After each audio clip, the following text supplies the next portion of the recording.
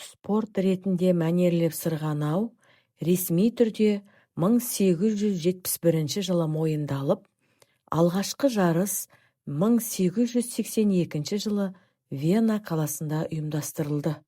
1908 жылы қысқы Олимпиада ойындарының бағдарламасына енгізілді. Мәнерлеп сырғанау жеке және жұптық болып бөлінеді. Алайда, мұның көпшілік біле бермейтін тағы бір түрі бар. Онда мұзға 2 жұптан 4 адам шығып өнер көрсетеді.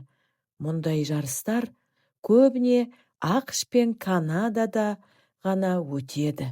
Бастапқыда спорттың бұл түрімен тек ерлер айналысқан екен.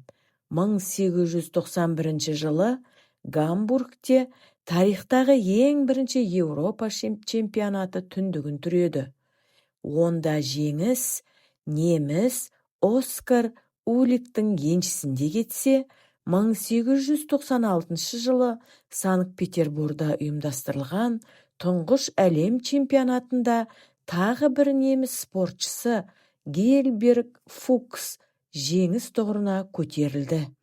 Ал нәзік жандылар мәнерлеп сырғанауда тек 1901 жылдан бастап бақ сынай бастайды. Көпшілікке Медж Сайрес есімімен танымал болған бойжеткен әлем чемпионаты мен Олимпиадада жеңімпаз атанған алғашқы әйел ретінде тарихта қалды.